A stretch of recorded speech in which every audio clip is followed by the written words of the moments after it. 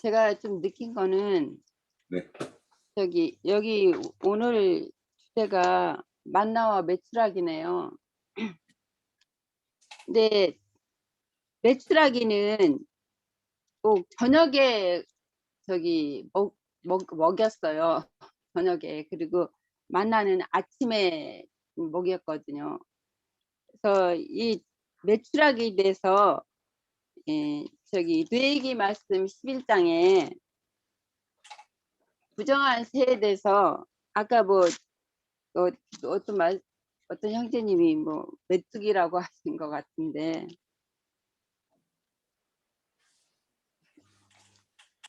예, 레위기 11장 13절에서 몇 절만 볼게요. 세 중에 너희가 가증히 여길 것은 이것이라. 그것들은 가증한즉 먹지 말지니 곧 독수리와 솔개와 물수리와 말동구리와 말동가리 종류와 까마귀 종류와 타조와 타으마, 타으마스와 갈매기와 샘의 종류와 올빼미와 가마우지와 부엉이와 핀 독수리와 사다새와 너새와 황새와 백조 종류와 오디새와 박진이라. 예, 이들은 다 부정한 새잖아요. 정한 새가 아니고. 그래서 이 매출하기도 나 부정하게 보거든요. 이게 부정한 새에 들어간다고 봐요. 내가 느끼기에는. 그리고 여기 만나에 대해서 만나는 아침에 내렸어요. 아침에 내렸는데 그 요한복음 6장에서 아까 윤영재님도 읽으셨지만 주님이 말씀하시기를 광야에서 만나를 먹었어도 너희 조상들은 다 죽었다고 그렇게 말씀하셨어요. 주님이. 그랬을 때 이 만나는 제가 느끼기에는 율법 말씀은 다 죽이는 말씀이잖아요. 그 말씀은 흠이 없어요. 하나님의 말씀인데 사람이 문제죠. 율법을 지키려고 하는 사람이 문제라는 거죠. 사람은 하나님의 법을 지킬 수가 죄인의 상태에서 구원받지 못하고 새 사람이 되지 못한 옛사람 안에서는 율법이 지키려고 애를 쓰잖아요. 유대인들은. 그러기 때문에 옛사람 안에서는 율법을 지킬 수도 없고 지켜도 다 죽은 사람들이다. 예, 바울 사도가 서울했을 때 율법을 열심히 지켰어도 사울했을 때는 죽은 자였어요. 바울이 되면서부터 이제 생명이 바뀐 거죠. 죽은 생명으로 산 생명으로 바뀐 것이고, 요한복음의 말씀에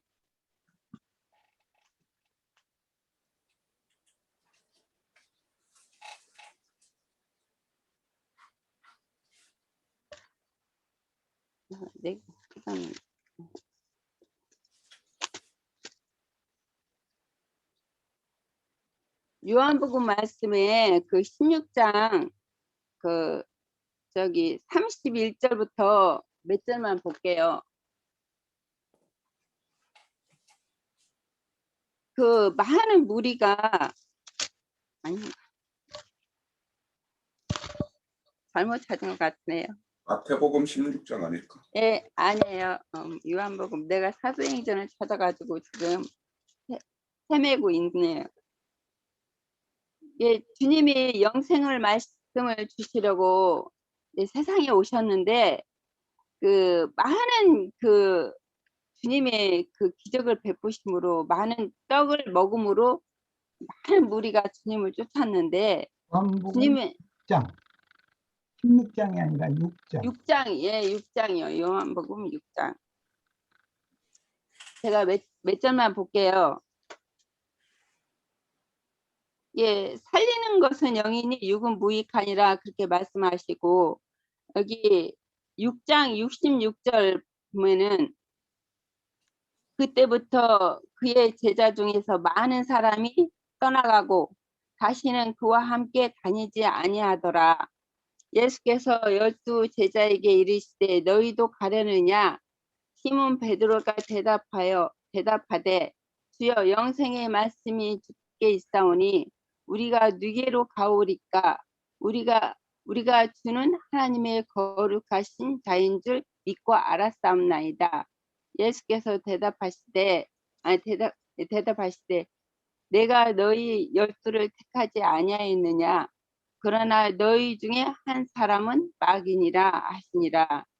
이게 여기서도 그 광야에 만나는 그 율법 말씀이고, 율법 말씀을 지키면은 그 다 죽는다고 주님 말씀하셨어요.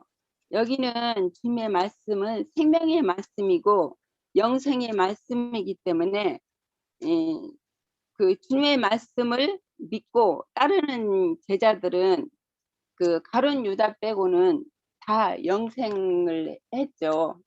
그리고 그 계시록에 보면은 버가모 교회에게는 감추인 만나를 주었다고 그랬어요. 이게 우리는 그 율법 말씀을 먹는 것이 아니라 감추인 만나를 먹어야 된다. 이게 감추인 만나는 어떤 말씀이냐? 우리에게 계시 하늘문을 열어서 주님이 계시해 주는 그런 말씀을 우리는 먹어야 된다는 거죠. 이렇게 말씀을 우리가 지식적으로 알고 그 생명이 되지 않으면 그 우리에게는 율법 말씀이 되는 거죠. 생명이 되지 않고 내 실제가 되지 않으면은 그거는 여전히 우리가 말씀을 받고 읽어도 우리가 지식으로 여기면 그거는 여전히 우리한테는 율법 말씀이 된다는 거죠. 이게 생명의 감추인 말씀을 먹으려면은 우리가 계시를 통해서 하늘문이 열려져서 계시를 통해서 그 주님의 참 어떤 분인가, 그 주님의 그 깊이와 넓이와 길이를 깨달음으로 우리가 그 말씀을 받아야 영생할 수가 있는 것이죠. 그리고 저기 안식일에 보면은 6일째는 이틀의 양식을 주님이 주셨다고 했잖아요.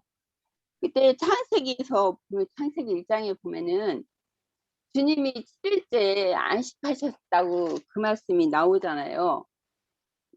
창세기 1장에 보면은 다 뭐 아시지만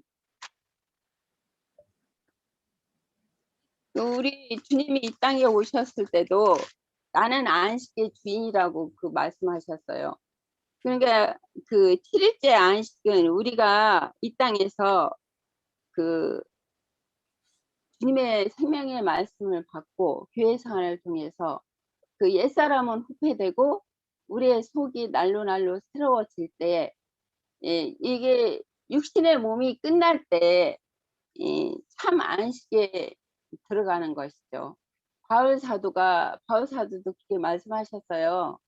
이게 내가 주님 품으로 데려감을 받기를 원하지만 내가 아직까지 몸을 입고 있는 동안에는 너희한테 유익할 것이다. 그렇게 또 말씀을 하셨어요. 근데 이 그 7일째 안식한다고 한 것은 우리가 이 땅에서 그 주님을 영접하고 그 중간중간 우리가 주님의 육신의 생각에 붙잡힐 때도 있지만 또 영의 생각에 따라서 살 때도 믿음을 따라 살 때도 많아요. 믿음을 따라 살 때에는 이제 안식한다고 봐요. 안식하고 이게 이제 우리 몸을 벗고 이제 들어갈 때는 참 안식, 7일째가 되는 참 안식에 들어간다고 그렇게 저는 봤어요. 여기까지입니다. 네. 또 이어주실 분 계신가요?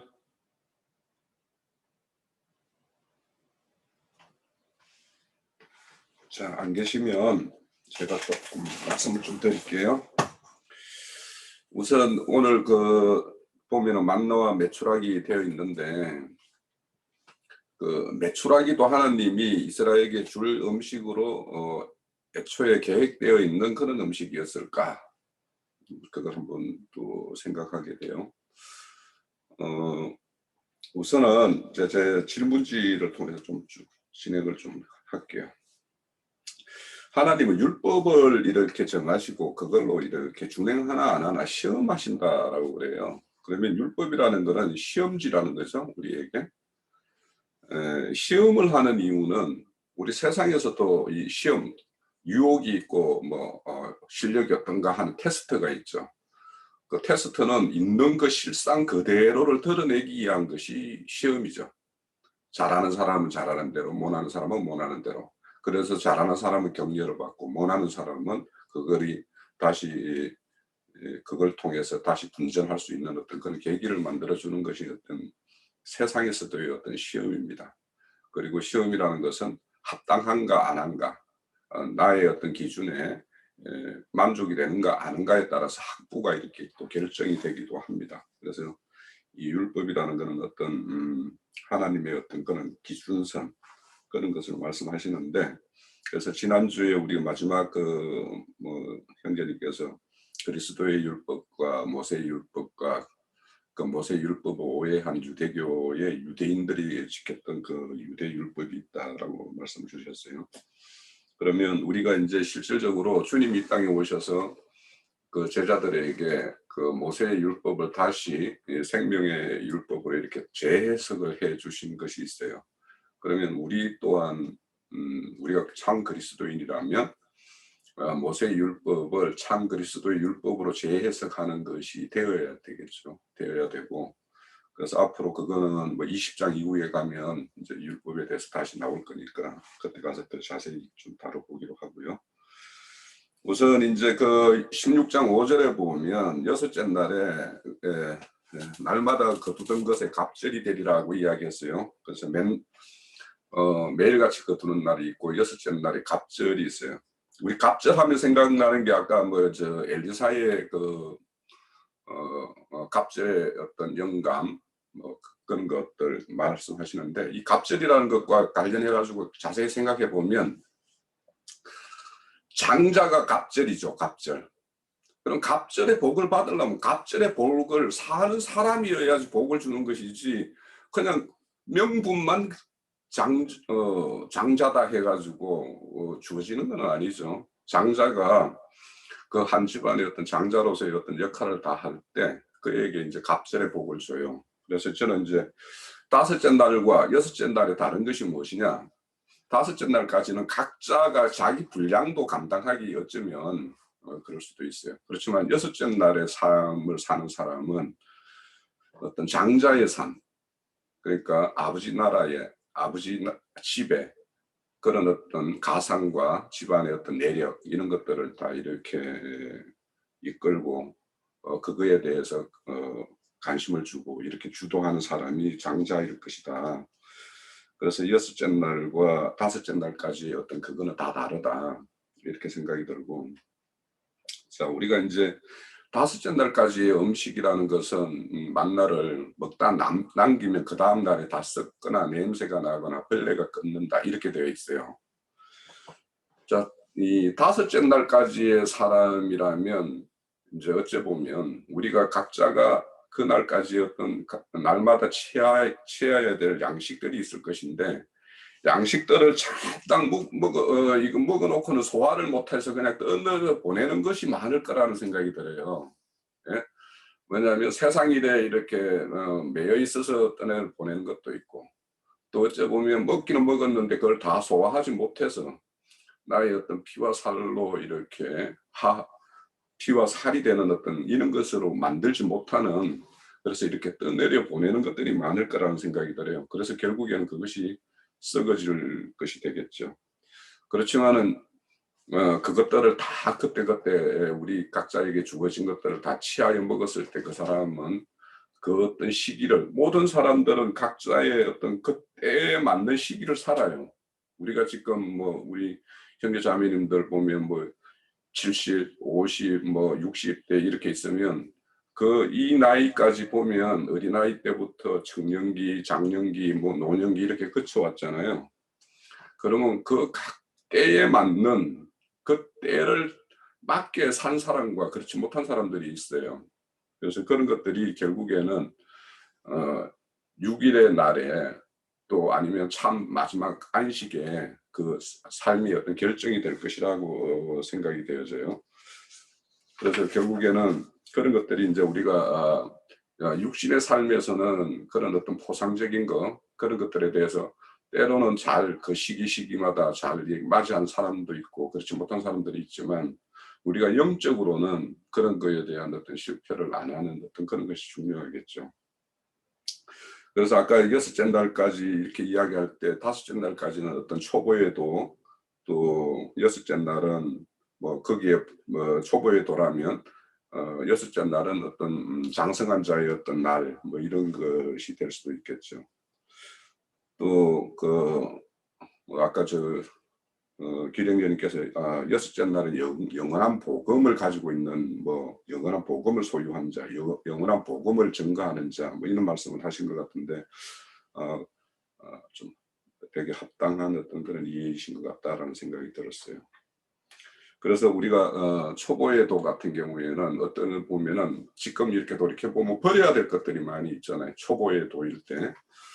그래서 우리가 과거에는 그것이 우리의 어떤 지고지순한 어떤 생명과 같이 여겼던 것들이 있는데 지금 돌이켜 보면 지금 버려야 될 것이 되어버린 것들도 많이 있고 우리가 예전에는 그 가치 없이 생각했던 것들이 오늘에 보면 그게 오히려 더 가치 있는 것들로 이렇게 되살아나는 어떤 이런 일도 우리 각자에게는 있을 수가 있죠. 그래서 우리가 이렇게 크게 우리 어떤 각자의 인생을 생각을 해보면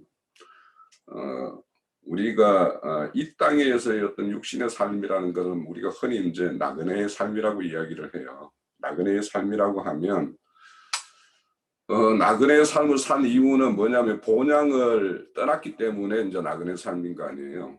그러면 우리가 그 레이기 같은 데 보면 자기의 어떤 가산이나 모든 것들을 잃어버려서 어떤 종된 삶을 사는 사람들이 있죠.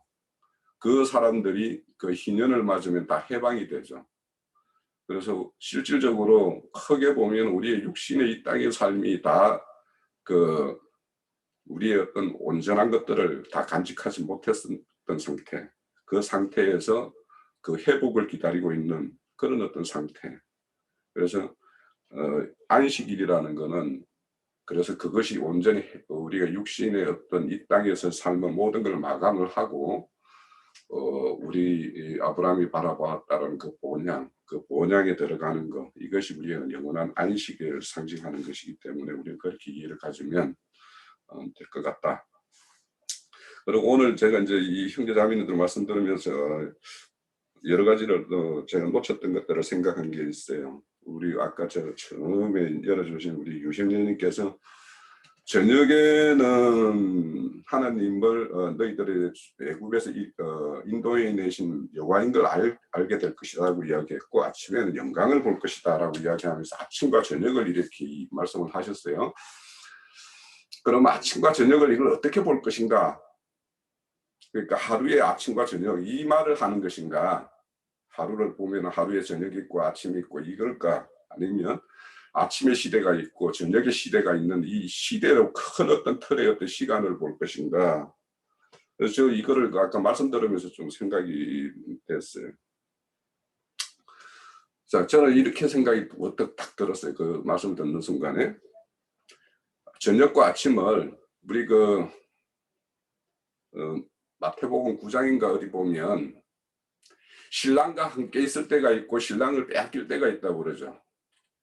그러면 신랑과 함께 있을 때가 빛이고 그것은 아침이고 그것이 하나님의 어떤 영광을 보는 것일 것이고 그렇지만 신랑을 빼앗길 때가 있어요. 그러면 그때 그게 뭐에 의한 이야기냐면 금식 논쟁을 할 때 나온 이야기예요. 너희들이 신랑과 함께 있을 때는 마음껏 먹고 마시고 잔치처럼 지내야 된다라고 이야기하고 신랑을 빼앗겼을 때 그때는 너희들 금식해야 된다 이렇게 이야기를 해요. 그러면 이제 자 그럼 저녁 때 메추라기가 이렇게 나오는데 지금 이 출애굽기 16장에서는 메추라기를 보내줬다라는 말을 쓰면 없어요. 지금 만나밖에 없어요. 그러면 왜 민수기 11장에 가가지고 이스라엘이 막 불평을 해요. 막 왜 우리는 만나만 먹냐. 그러니까 장래에 이렇게 줄 것을 이야기한 것이지 지금 16장에서 만나도 주고 메추라기도 준 것인가. 저는 이날에 메추라기를 주지 않았다라는 생각이 들어요. 우선은. 그러니까 장래에 메추라기를 먹는 날이 너희들의 저녁 날일 것인데 그날 메추라기 먹다가 다 잎 사이에 끼어가지고 다 쳐죽임을 당했어요.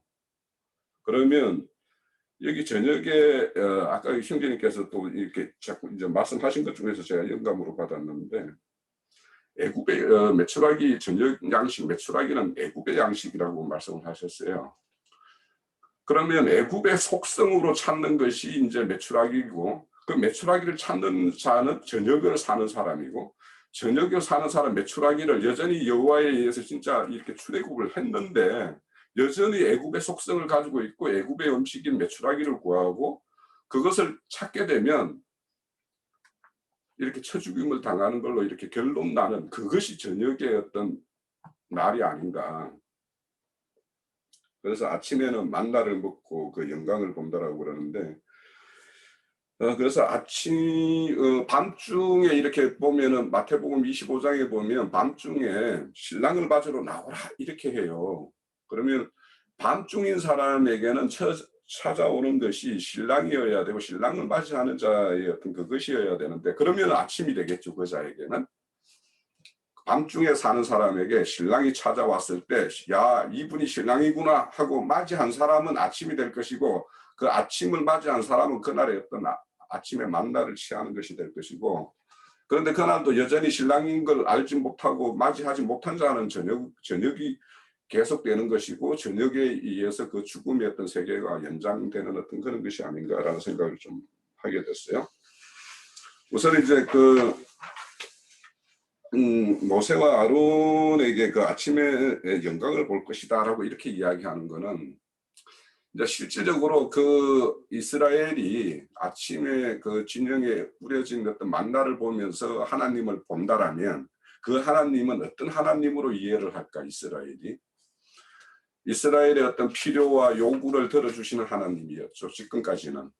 하나님이 여기에서 이제 왜 이렇게 불평불만을 하고 함에도 불구하고 하나님이 그게 응답을 하시는가. 이것도 우리가 어떤 신앙의 어떤 과정을 보면 우리가 어린 아이 신앙이었을 때 하나님께 뭔가 요구하고 하면 그걸 들어줘요. 하나님께서 금방 들어줘가지고 우리가 하나님이 이렇게 응답하시는 분이구나 이렇게 이해를 하게 되죠.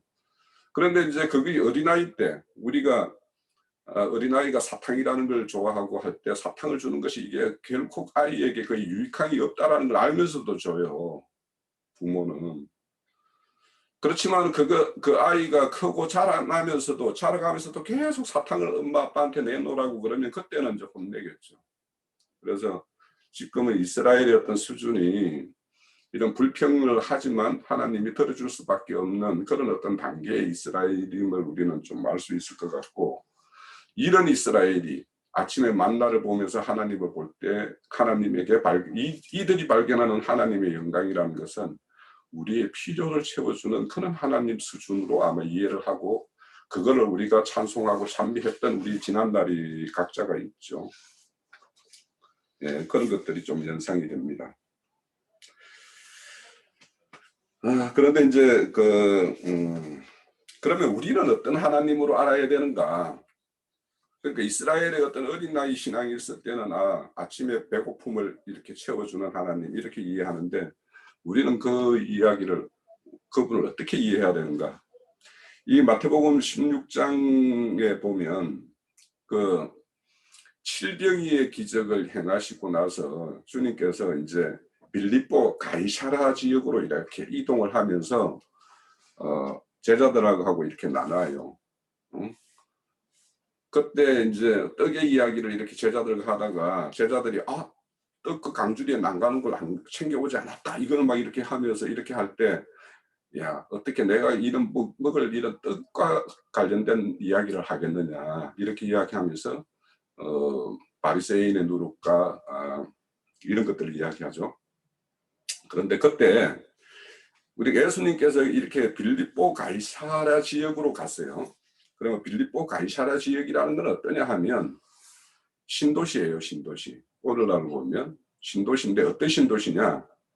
로마의 양식으로 로마 황제 가이사랴 그 황제를 기념하기 위해서 그 헤롯 빌립보가 그 어떤 거리를 조성해서 그 가이사랴 황제의 마음을 사기 위해서 신도시를 건축한 것이 빌립보 가이사랴예요. 그러면 거기에 가면 이 시골의 갈릴리 어부들이 배에서 이렇게 늘 낚시나 하고 이렇게 하던 자들이 그 신도시에 갔을 때 눈이 다 막 뭐 이렇게 뭔가 뭐 놀란 표정들 뭐 이런 것들을 짓고 있었겠죠. 거기에 뭔가 신도시에 이 동네 막 그러면 이 당시에 어떤 이스라엘의 어떤 유대인들이나 제자들이나 자기가 기다렸던 그 메시아가 오시면 어떤 메시아 세계가 열릴 건가에 대해서는 전혀 이해가 없는 단계였어요. 이 제자들이나 유대인들이나. 그러면 그렇게 막 눈이 이렇게 희둥그레졌을 때 그 앞서서 말을 하죠. 유대인들이 나를 이렇게 찾는 것은 떡 먹고 배부름으로 인해서 나를 찾아왔고 그들은 표적을 구하는 자다. 그러면서 내가 너희들에게 보여줄 표적은 요나의 표적밖에 없다. 이렇게 말씀하시면서 주님은 그들에게 보여줄 표적은 죽고 나서 다시 사는 것을 유일한 표적으로 이제 생각을 하고 계시는 거예요. 그렇지만 제자들이나 유대인들은 떡 2개 물고기 2마리 떡 7개 가지고 이렇게 4,000명을 먹이시고 5,000명을 먹이시고 막 이런 일을 행하시는 이런 표적들을 구하기 때문에 그래서 이분이 오시면 옛날에 무너졌던 다윗 왕국을 다시 재건해 가지고 우리의 이스라엘 민족의 어떤 영광의 시대가 다시 도래할 걸 이렇게 기대를 하고 있었어요. 그런데 그것이 아니라는 것을 이제 이야기하면서 이제 말씀을 하세요. 왜 그러면 빌립보 가이사랴에 가가지고 야 너희들 길가에 가가지고 나에 대해서 저들이 나를 뭘 알고 있더냐 나를 어떻게 알고 있더냐 이렇게 물어요. 그러면 뭐 그들이 뭐 세례 요한이 살아온 건가 뭐 예레미야 뭐죠 뭐 누구 어떤 선지자가 엘리야 선지자가 다시 살아온 건가 막 이런 식으로 이야기를 해요. 그런데 그러면 제자인 베드로에게 너는 그럼 나를 누구로 아느냐라고 이야기를 해요. 그때 이제 베드로의 대답을 하죠. 주는 그리스도요 살아계신 하나님의 아들이다라고 이야기할 때. 그런데 그 대답을 주님은 네가 이 대답을 할 수 없는 대답이다라는 걸 알고 이거는 우리 아버지가 너에게 알게 하셨다라고 이야기를 해요. 그러면 우리가 이 말을 베드로가 우리가 마태복음 16장을 다 배웠고 베드로가 그런 대답을 한 걸 다 알고 있어요. 그러면 우리가 지금 이 아침에 만나를 보고 이스라엘의 백성들이 하나님을 어떤 영광으로 취하고 어떤 하나님으로 아는 것과 우리가 그분이 주님, 저 예수 그리스도가 어떤 분으로 알고 있는가의 차이는 분명해야 되고 그래서 그 분명한 것은 제가 아까 서두에 열었던 것처럼 모세의 율법이 그리스도께서 이 땅에 오셔서 그분의 어떤 그리스도 율법으로 바꿨어요. 그러면 우리도 모세의 율법을 그리스도 율법으로 바꾸어서 우리가 해석할 수 있고 그 해석된 삶대로 율법의 어떤 그리스도 율법대로 이렇게 준행이 돼야 되겠죠. 그래서 이런 것들이 결국에는 우리가 어떤 하나님으로 아는가에 대해서는 우리가 이게 주는 그리스도의 살아계신 하나님의 아들이라고 이 고백 안 하는 사람 아무도 없어요. 이 자리에 우리가 지금 26분이 있는데 그러면 진짜 그분이 그리스도고 하나님의 아들이라면 그분이 이 땅에 오셔서 우리에게 보여준 게 있어요. 이 땅에 오셔서 그분이 보여준 것이 우리에게 기대하는 삶이에요. 그러니까 우리도 아들들이라며요. 그분이 아들이고 우리는 그에 속한 아들들이라면 우리가 똑같이 그분의 아들로서의 어떤 그 삶을 우리가 살아야 돼요. 그러니까 그 어떤 삶이 동반되지 않은, 그러니까 우리가 이렇게 그런 것들이 결국에는 썩어질 양식이 아니냐. 우리가 먹고 남겨서 썩어지는 걸로 이렇게 떠내 보내는 것들이 아닌가. 저는 이 생각이 들었어요.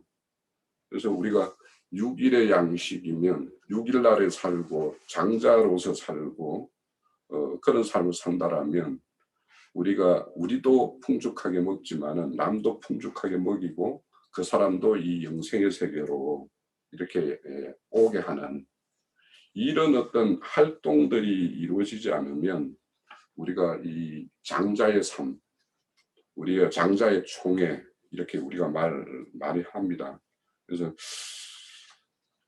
제가 6일 날, 5일 날, 다섯째 날과 여섯째 날에 어떤 이거를 말씀을 정리하면서 사실은 제가 되게 반성을 많이 했어요.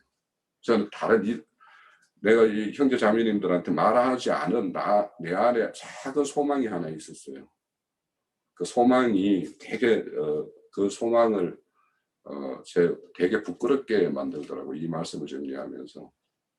그건 언젠가는 기회가 되면 부끄러운 일이지만 말할 기회가 되면은 말을 해보죠. 다음 기회에. 자, 그렇게 했고, 또 여기에 보면 이제 호매를 다 거두었는데, 어떻게 많이 거두고 적게 거두고 했는데, 딱딱 필요한 양만큼이었더라고 이렇게 말씀을 하는 부분이 있어요. 16절에서부터 18절에 보면.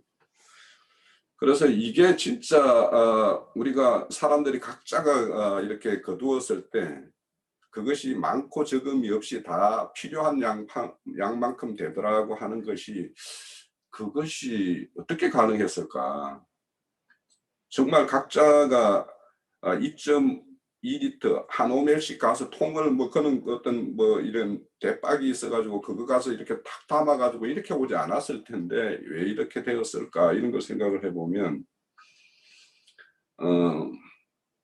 이게 어째 보면 풍부 속에 인신난다라는 것처럼 우리가 각자가 뭔가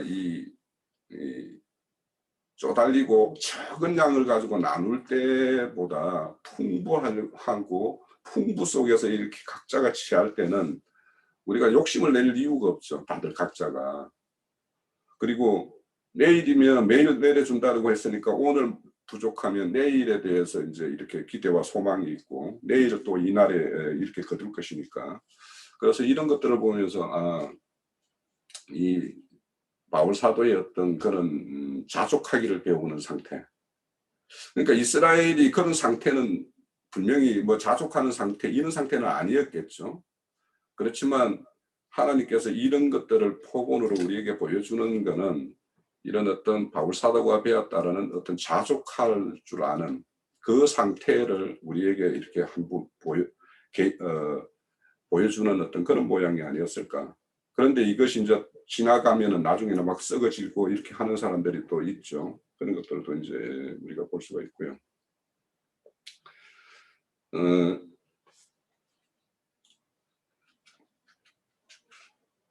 그런데 이제 우리가 이 여섯째 날에 왜 일곱째 날까지 2호멜씩 거두어 가지고 일곱째 날을 이렇게 예비하게 하셨을까 이렇게 보면서 우리가 과연 안식이라는 것이 이 양식과 상당히 관련이 있어요. 양식이 준비되지 않으면 이 안식이 없다라는 거예요. 결국은. 그러면 우리가 이 땅에서의 어떤 안식은 또 그 삶 가운데서 잠시 맛보지만 우리는 마음 심중에 다들 그 영원한 안식 날을 이렇게 가지고 있죠. 그러면 그 영원한 안식 날에 참 안식이 되려면 이 땅에서 어떤 것이 예비되어야지 그날의 그 안식이 참 안식이 될까 이런 것들도 우리에게 보여준다라는 생각이 들어요. 그래서 우리가 안식일 날에 먹을 양식, 그 영원한 안식 세계에서 안식을 위한 것은 이 땅에서 예비하고 준비하지 않으면 안 되는 것이구나라는 것도 우리가 또 오늘 16장의 어떤 말씀을 통해서 우리가 좀 배울 수 있겠다라는 생각이 듭니다. 그렇지만 이 양식이라는 것은 하나님께서 다 내려주신 것이죠. 우리는 거두는 수고 정도를 한 거죠. 그런데 이제 대부분의 어떤 사람들이 우리가 이 신앙하면서 어떤 하는 것들도 보면 이 안식의 양식을 스스로 장만하기 위해서 막 이렇게 애쓰고 이렇게 하는 것이 이제 보일 수가 있는데, 그것이 이제 어떤 우리의 어떤 열심을 드러내고 열심으로써 이렇게 했던 어떤 신앙, 그 종교 생활 체계, 그런 것들을 말하는 것이 아닌가. 그러면 그것이라는 것은 결국에는 안식의 준비는 자기 손에 달려 있다라고 생각을 한다면, 이 참 안식의 주인을 그 주님이라고 이렇게 인정하는 것이 될까, 이런 것들도 우리가 한번 생각을 해볼 수가 있겠죠. 그리고 이 안식일은 그 진영 밖에 나가지 않고 진영에 거하는 것과 관련해서 말씀을 하고 있어요. 그러니까 안식이라는 건 양식이 준비되어 있어야 되고, 양식이 준비되어 있기 때문에 처소에 나갈 이유가 없어요. 그런데 여기 보면은 엿새 날에 양식을 구하러 나가는 자가 이렇게 소개하고 있어요. 그러면 이 사람은 6일 날에 어떤 양식이 준비 안 된 자죠. 이 자들은 결국에는 우리 마태복음 25장에 보면 떡만 준비되고 기름이 준비되지 않은 5 처녀와 똑같은 이야기예요. 그래서 그 자에게는 7째 날 양식을 얻지 못하더라 하고, 이 말은 사실은 안식이 없더라 이 말랑 똑같아요. 결국에는 이 자에게는. 그래서 우리가 우리 교회 그 칭호가 금기름 붓는 집, 그러니까 우리 스스로 기름을 풍부하게 가지고 있어야지 기름을 부어줄 수가 있겠죠. 그래서 그런 자들이 우리 기름 붓는 집을 발견하면 얼마나 좋을까 싶습니다. 그래서 그 안식의 처소에 나가지 않고 안식에 거한다라는 것은 결국에는 그분과 나와의 온전한 연합 상태, 그 상태가 되었을 때 그분밖에 나가지 않겠죠. 그런데 우리가 각자가 이렇게 보면 요즘에 제가 조금 그랬어요. 지난 한 주 동안에 제가 이 새롭게 시작한 일로 뭐 좀 바쁜 일이 있어가지고 신경도 좀 많이 쓰였고 뭐 이렇게 하다 보니까 줌집회도 못 들어가고 이렇게 했는데, 그렇게 하다 보니까 사실은 이 하나님의 어떤 말씀 세계에서 좀 밖으로 나가는 일이 있을 수 있죠. 그래서 우리가 세상 일은 또 적당해야 되는데 그런 마음에 약간의 찔림이 있었습니다. 지난 한 주 동안. 자, 그래서 처소에 거하는 것과 양식이 풍부한 것, 이것들은 결국에는 그것이 율법과 계명을 지키는 것이라고 그래요. 그러니까 율법과 계명을 지킨 결과물이 어찌해야 되느냐, 우리에게는 안식일 날에 먹을 양식이 풍부해야 되고, 그 양식을 찾으러 밖으로 나갈 일이 없을 상황이 되었을 때 우리가 하나님의 계명과 율법을 지킨 상태가 되는 거예요. 그러니까 그것도 한번 이렇게 정리해 볼 수 있겠다라는 생각이 듭니다. 자, 아까 그 자매님, 형제 자매님들이 그 감추이진 만나에 대해서 여러 가지로 말씀을 하셨어요. 그 만나는, 감추이진 만나는 그 벗개 안에 그 항아리에 담겨져 있죠. 그래서 그 전급판 앞에 이렇게 간수했다고 그러고, 이 벗개는 이스라엘이 앞으로 그 광야를 행진할 때, 가나안 전쟁을 이렇게 수행할 때 항상 가장 앞서서 가는 어떤 그런 벗개 안의 내용물입니다. 그러면 오늘 우리가 이 만나를 통해서 어떤 증거를 이 시간에 우리가 받아야 되는가, 그거에 대해서는 우리 각자가 이 출애굽기 16장에 만나 그거에 대해서 이 강야의 양식과 우리 뭐 영의 양식에 대해서 여러 가지로 이제 말씀을 주셨는데, 이 결국에는 이 만나를 가지고 다투지도 않고 적당한 양으로 분배해서 먹고 마시고 또 안식날의 어떤 6일의 어떤 준비나 이런 것들이 다 이루어지는 것은 결국에는 주님에 대한 절대적인 믿음이에요. 그러니까 오늘 내려줬고 내일도 내려줄 것이다라는 어떤, 또 강야에서 우리가 어떤 것도 우리 손으로 구할 수 없는 어떤 환경일 때 우리를 온전히 책임져 주시는 분도 그분이다라는 거. 그리고 그런 것이 되려고 하면 결국에는 내 안에 애국의 속성은 어떤 거냐 하면, 애국어의 속성은 내 인생은 내가 책임지는 거였어요. 그래서 자기가 어디 나가서 수고하고 땀으로 이렇게 자기 스스로 거두어 들여야만이 자기가 먹을 수 있다라고 생각하는 것이 애국의 속성이었어요. 그러면 우리가 주님의 절대적인 어떤 이런 책임, 그분이 우리를 책임져 주신다는 어떤 믿음이 있다라는 것은 결국에는 반대로 말하면 자기의 어떤 애국의 속성에 대한 절대적인 부인이에요. 그러니까 이것이 결국에는 믿음이고 삶의 양식이고, 그것이 삶의 질을 바꾸고, 이 삶의 질이 바뀐 것이 결국에는 우리의 어떤 영생의 어떤 그 생으로 이렇게 전환이 되는 것, 이런 것이 이루어져야 되는 것이 우리 오늘 출애굽기 16장에서 우리가 받아야 될 어떤 증거가 아니겠는가, 이렇게 생각을 합니다. 자, 마칠게요. 예, 박영진. 혹시 그 형제님 그 민수기 11장 이것도 누가 증거했나요? 하세요. 어, 그 일단 그 여섯째 날과 일곱째 날, 그 양식과 여섯째 날과 일곱째 날에 어떤 날들을 상징할까? 이 부분에 대해서 잠깐 좀 서로 교통을 나누려고 하고요. 여섯째 날까지 이제 첫날서부터 여섯째 날까지와 일곱째 날, 이 차이가 과연 무엇일까라는 생각을 좀 가지려고 합니다. 일곱째 날은 안식을 갖다 상징하고 있는데, 중요한 것은 우리가 그 여섯째 날과 일곱째 날의 차이점이 어떤 차이가 있을까라는 생각을 해볼 때, 그 예수님께서 십자가에서 그 못 박혀 죽으실 때, 그때 그 예수님의 모습이 실제로는 우리 각 사람의 첫 사람의 모습이 아닐까라는 생각을 해봅니다. 지금 이제 그 여기서 만나라든지 아니면 메추라기를 갖다가 그 자기 욕심껏 마음껏 이렇게 거두는 것을 볼 수가 있는데, 실제로 성경에서 이 한 호멜이라는 말이 현대인의 성경에서는 한 가마라고 얘기를 하더구만요. 대략적으로 20kg에서 80kg가 아닐까라는 생각을 해봅니다.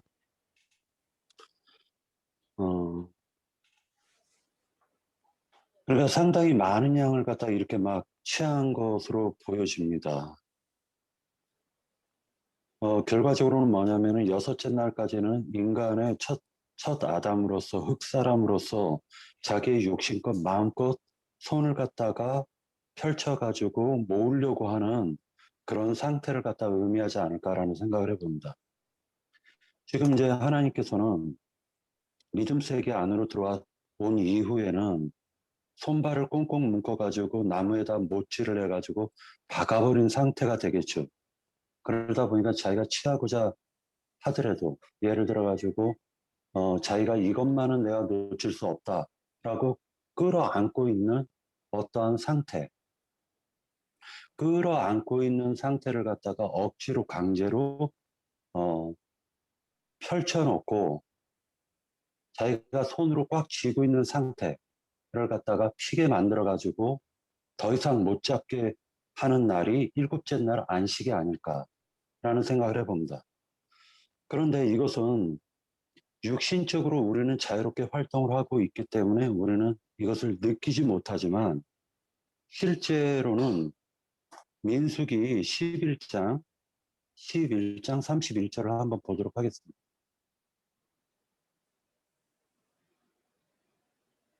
(31절에서) 보면 바람이 여호와에게서 나와 바다에서부터 메추라기를 몰아 진영 곁 이쪽 저쪽 곧 진영 사방으로 각기 하루길 되는 지면 위 2규빗쯤에 내리게 한지라 라고 얘기를 하니까, 2규빗이니까 사람의 허벅지 정도, 엄지뼈 정도로 그 메추라기를 갖다가 날아가게 만든 것으로 보여집니다.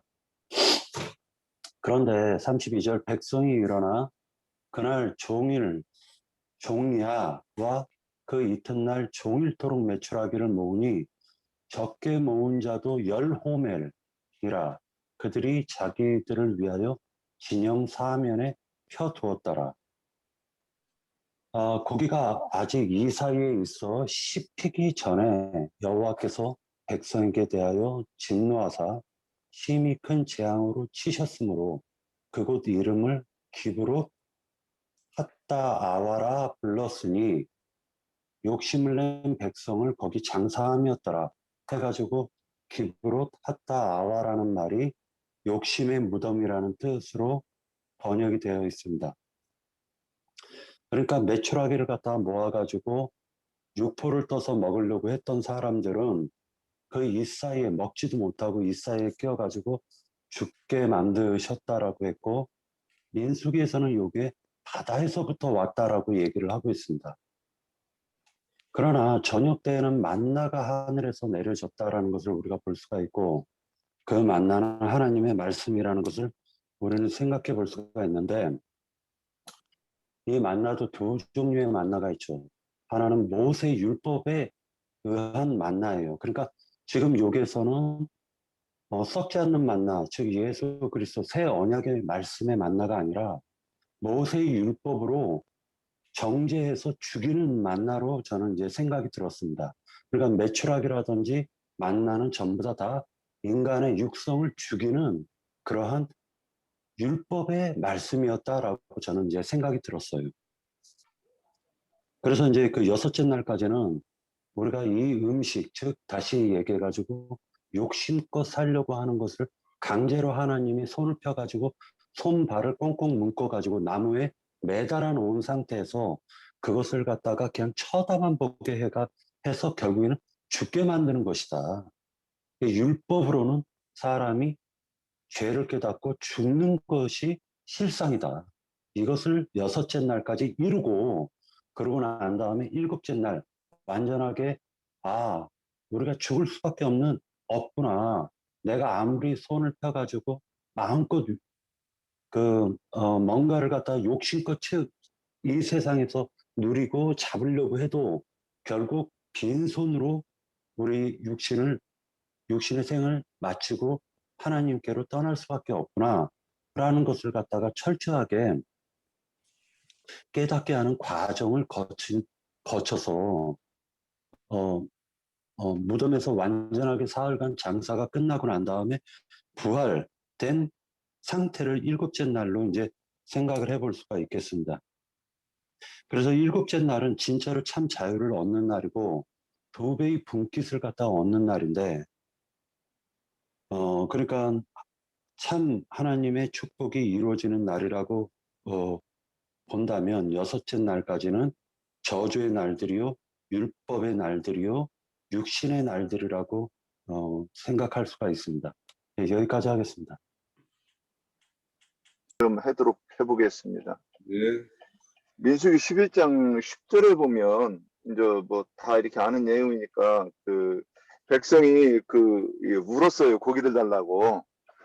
근데 이제 10절에 그 모세의 독백을 한번 보고자 합니다. 백성의 온 종족들이 각기 자기 장막 문에서 우는 것을 모세가 들으니라. 이러므로 여호와의 진노가 심히 크고 모세도 기뻐하지 아니하여. 이렇게 하면 안 되는 거죠. 모세가 여호와께 여짜오되 어찌하여 주께서 종을 괴롭게 하시나이까. 어찌하여 내게 주의 목전에서 은혜를 입게 아니하시고 이 모든 백성을 내게 맡기사 내가 그 짐을 지게 하시나이까. 이 모든 백성을 내가 배웠나이까. 내가 그들을 낳았나이까. 어찌 주께서 내게 양육한 아버지가 젖먹이는 아이를 품듯 그들을 품에 품고 주께서 그들이 열조에게 맹세하신 땅으로 가라 하시나이까. 이 모든 백성에게 줄 고기를 내가 어디서 얻으리이까. 그들이 나를 향하여 울며 이르되 우리에게 고기를 주어 먹게 하라 하온즉 책임이 심히 중하여 나 혼자는 이 모든 백성을 감당할 수 없나이다. 그랬어요. 그러면 지금 모세가 자기한테는 백성에게 공급할 고기가 없다 그랬어요. 근데 이 말을 모세가 없구나. 그런데 그렇게 볼 것인가? 그럼 그 얘기가 뭐냐? 모세가 애굽에서 짐승이 먹는 그 짐승을 가지고 있다가 백성들에게 줄 일이 없는 거라고 지금 봐야 되는 거죠. 자, 그러면 그래서 모세는 이 고기가 없었어요. 그럼에도 하나님께서 고기를 주신다 하십니다. 그러면 그리고 나서 결국 이 고기를 한 달 동안 주어서 먹게 한다고 그랬는데 그 한시적으로 한 달 동안만 먹게 하신다고 그랬어요. 그런데 이 고기를 먹고 나서 어떻게 되느냐? 그 33절에 보면 고기가 아직 이 사이에 있어 씹히기 전에 여호와께서 백성에 대하여 진노하사 심히 큰 재앙으로 치셨고 치셨어요. 자, 그러면 여기서 몇 명이 죽었는지가 어디서 나오지? 그래서 여기서도 치셨다 그랬는데 제가 지금 이 기억으로 말해가지고 그러면 그러면 이 말씀을 고린도전서 10장에서는 뭐라 그러냐? 하나님을 시험하여 이렇게 말씀하십니다. 그러면 또 아까 이제 여호와께서 여호와께로부터 바람이 일어나서 그랬는데 이게 몇 절입니까?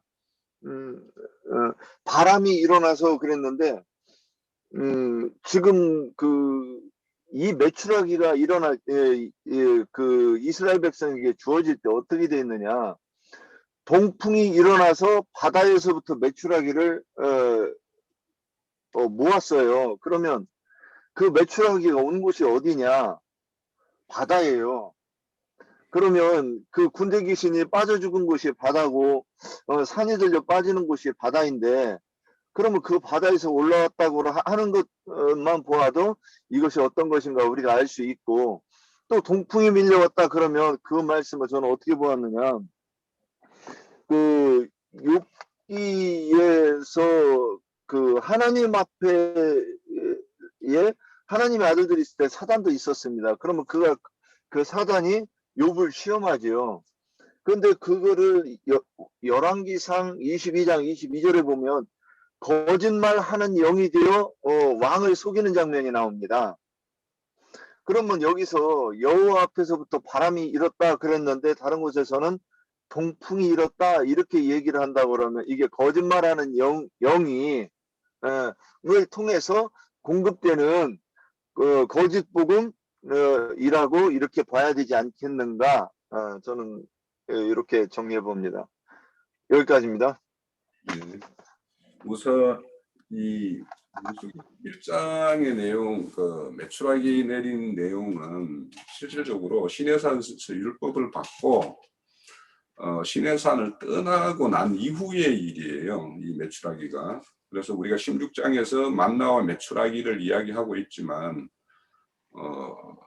이 그때 메추라기를 내려줬다라는 것은 성경에서 16장에서 기록을 하고 있지 않듯이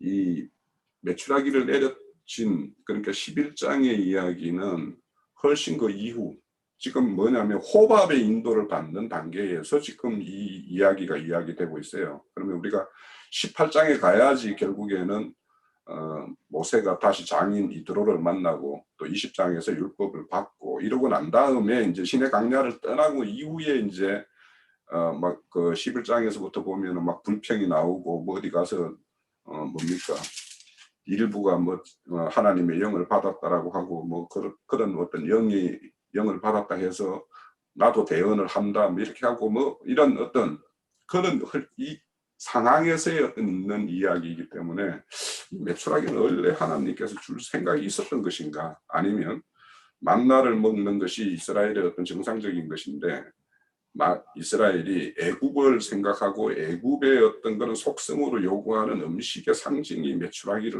말하는 건가 저는 좀 그렇게 보였거든요. 그래서 우리 이 아까 메추라기에 대해서는 뭐저 유병재님도 그만 점이 여러 가지가 있었고 했으니까 이거에 대해서는 뭐 이따가 형제님 통해서 좀 듣고 지금 전도를 들으면서 이렇게 생각나는 게 있거나 해가지고 뭔가 출애굽을 할 때 이스라엘 백성들이 빈 몸으로 나온 것이 아니라 우양떼를 데리고 나왔어요. 그러니까 육신의 양식도 먹어야 되고 영의 양식도 먹는 거예요. 그런데 광야길을 걷는 동안에는 농사를 지을 수 없어요. 가나안 땅에 가서는 농사도 짓고 목축도 하고 해서 두 가지 음식을 하나님이 허락하신 것을 다 먹을 수 있어요. 그런데 광야에서는 육신의 양식을 먹는 것은 애굽에서 이스라엘 백성들이 끌고 나온, 데리고 나온 우양떼를 목축을 해서 젖과 고기를 먹어요. 육신을 위해서는. 고기를 달라고 하니까 고기 뭐 매출하게 고기 줬다, 이제 이걸 오해하는 것 같아서 내가 미리 말씀드리는 거예요. 육식을 하는 거예요. 광야에서는. 그런 그 개념을 이해를 하셔야 돼요. 젖과 고기를 먹었어요. 광야에서는. 육신의 양식으로는. 하늘에서 내리는 만나만 먹었다. 이 교계의 목회자들이 이렇게 가르쳐 가지고 이건 그건 잘못 생각하고 있는 거예요. 그냥 젖과 고기만 먹는 것이 아니라 광야에서 나는 쓴 나물을 뜯어서 그걸 소화제로 먹는 거예요. 반드시 출애굽한 하나님의 백성들은 이제 민수기를 오늘 우리는 다 다루지 못했지만은 민수기에 가면 예를 들자면 모압과 암몬 그 왕 보고 우리가 여기를 지나갈 때 당신 영역을 좀 지나가야 되는데 지나갈 때 당신의 그 영역에서 나는 어떤 식물이나 물이나 이런 걸 먹지 않고 우리의 양식과 우리의 물을 먹을 거다. 그러니까 우리 지나가게 해다고 이제 그랬어요. 그런데 그 양식이라는 것이 하늘에서 내리는 만나를 말하는 것이 아니라 우양떼가 제공해주는 젖과 육류 고기를 먹는 얘기를 하는 거예요.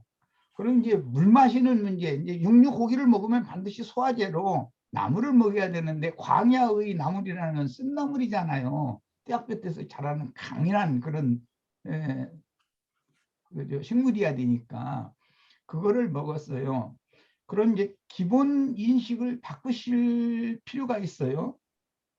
그리고 광야의 만나라고 하는 것과 가나안 땅에서 들어가면 그 땅에서 나오는 식물을 이제 바꾸는 얘기예요. 이것은 아까 우리 형제자매님들이 잘 얘기를 했던 걸로 내가 들었는데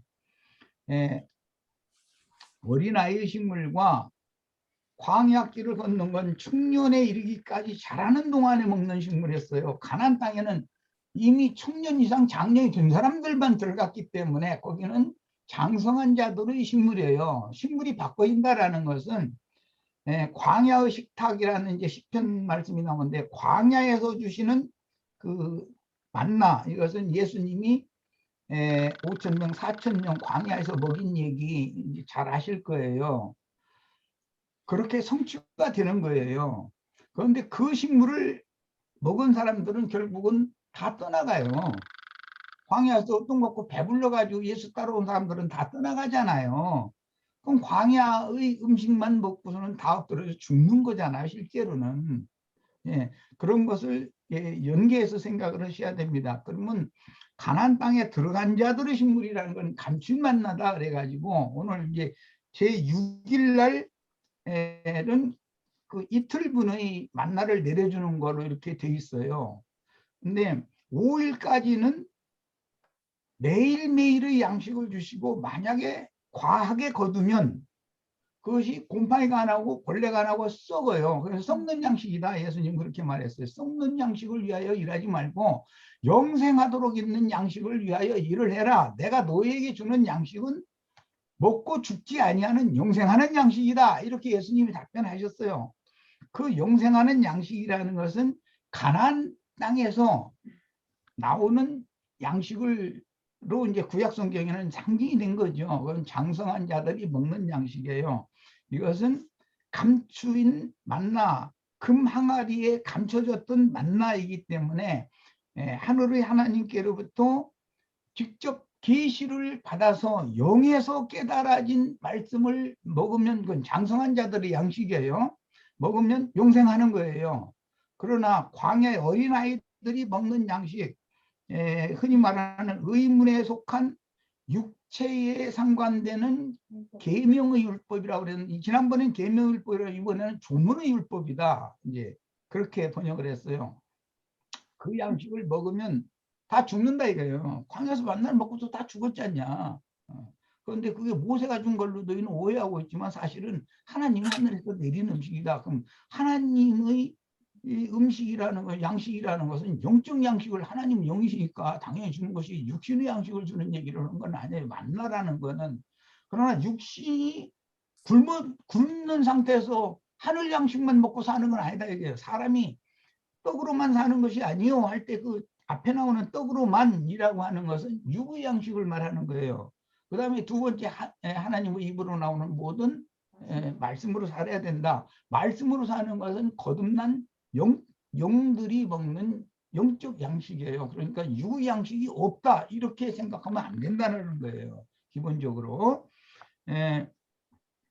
그 다음에 왜 그러면 여섯째 날 거두는 것은 이틀분을 주셨다고 그랬느냐. 이것은 광야길을 이제 마무리를 하고 안식에 들어가는 거, 가나안 땅이 안식에 들어가는 거, 가나안 땅을 안식이라고 그래요. 이게 가나안 땅에 들어가는 사람들만 먹을 수 있는 양식이 연결이 되는 거예요. 그러니까 좀 이걸 좀 쉽게 설명하자면,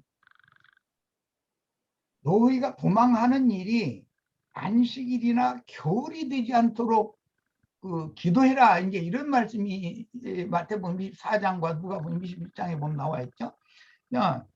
그것은 추수가 다 끝났고 하나님의 일이 맞춰졌는데 여전히 하나님의 일을 자기는 아직도 이 육신의 장막을 희생해서 여전히 해야 되는, 그것을 조심해야 된다는 것이죠.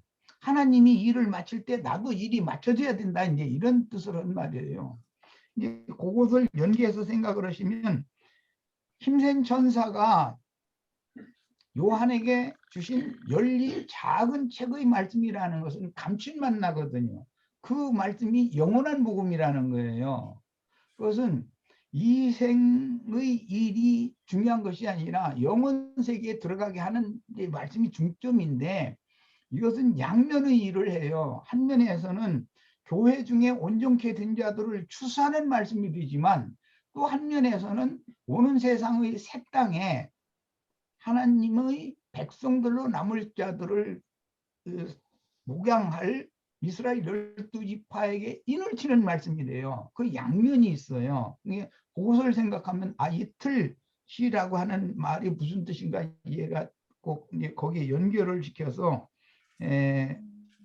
하셔야 되겠고, 그 다음에 다섯째 날 동안까지는 뭐 많이 거둔 사람도 있고 부지런히 거두면 많이 거뒀을 거고, 또 어떤 사람은 좀 적게 거둘 수도 있겠죠. 그런데도 남지도 않고 모자라도 않고 다 평균했다는 거예요. 이거는 이제 쉽게 표현하자면, 오늘 중집회에 참여한 우리 형제 자매님들이 영적으로 볼 때 어린아이도 있고 청년도 있고 어른도 있어요. 자기 먹을 식량만큼 먹고 소화를 하는 거예요. 절대 부족하지도 않고 그렇다고 남지도 않는 거예요. 그것이 하나님 말씀의 그 비밀인 것이죠. 여기 중집회에 참여하신 지체들이라고 해서 다 똑같은 양을 먹는 게 아니고 똑같은 분량으로 먹는 건 아니잖아요. 이제 이런 것을 연계해서 생각하시면 될 거라고 생각합니다. 뭐 답이 다 됐겠죠? 더 이상 질문이 만약에 있는 건 내일 하도록 하고, 오늘은 너무 지루한 것 같으니까 이 정도. 땅에 들어갔으면 또 복권 곡식을 먹었는 거에 대해서 내일 하자고. 예. 자, 그렇게 하겠습니다. 마칩니다. 예.